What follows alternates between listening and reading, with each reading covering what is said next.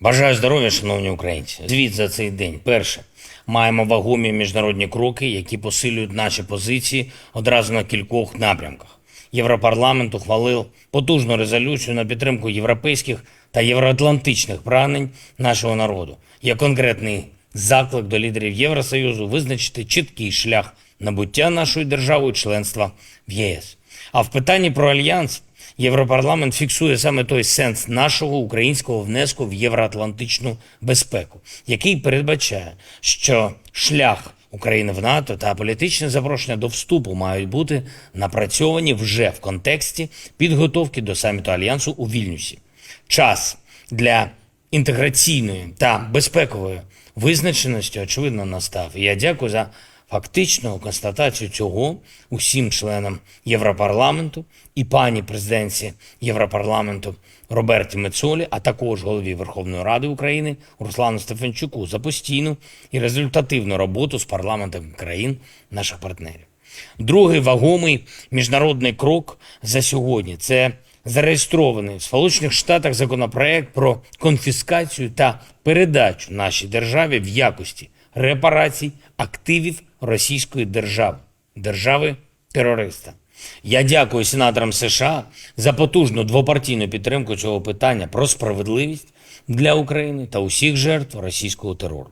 У таких диктатурах, як російська, саме гроші є найвищою цінністю, і тим більше для осіб, які обслуговують правлячий режим або є фактично господарями державних структур.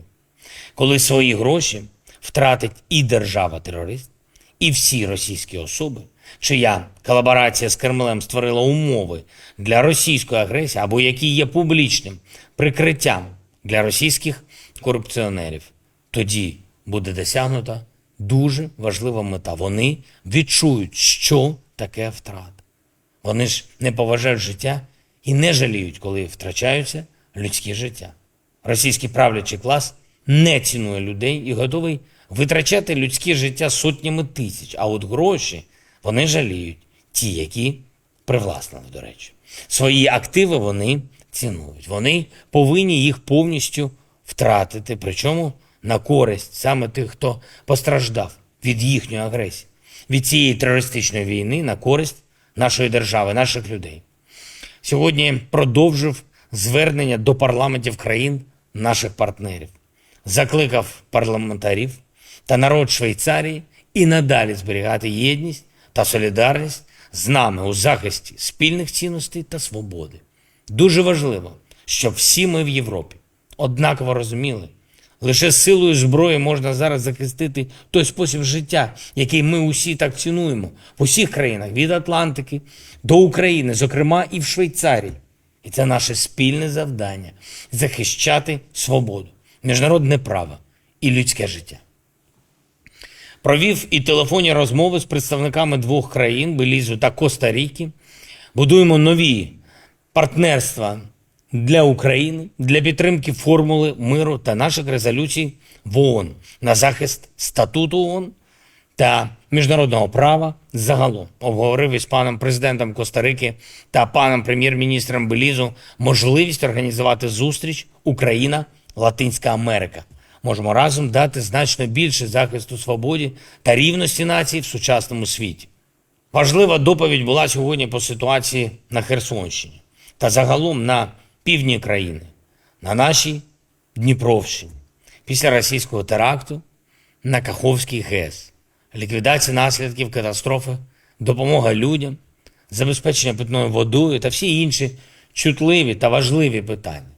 Глава уряду Шмигаль, міністр внутрішніх справ Клименко, профільний заступник керівника Офісу Кулеба, представники місцевої влади. Ще одна доповідь – ситуація у Кривому Розі та Одесі після нещодавніх ударів терористів.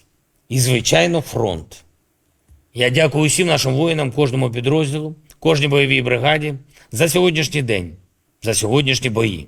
Особливо відзначу 6 підрозділів. ОСУВ «Хортиця», десантників нашої потужної 80-ї окремої бригади ДШВ, ОСУВ «Таврія», воїнів нашої 23-ї окремої механізованої бригади, морпіхів 35-ї і 37-ї окремих бригад, воїнів 128-ї окремої гірсько-штурмової Закарпатської бригади та 128-ї окремої бригади сил ТРО. Дякую усім вам, хлопці, за вашу результативність, за силу, відвагу і за те, що повертаєте Україні українську землю. І посилюєте нашу українську волю. Слава кожному і кожній, хто зараз в бою, на бойових постах, у бойових завданнях. Слава усім, хто тренує наших воїнів, хто лікує та реабілітує захисників і захисниць після поранень.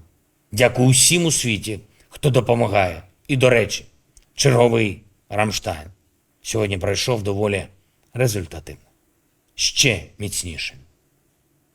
Слава Україні!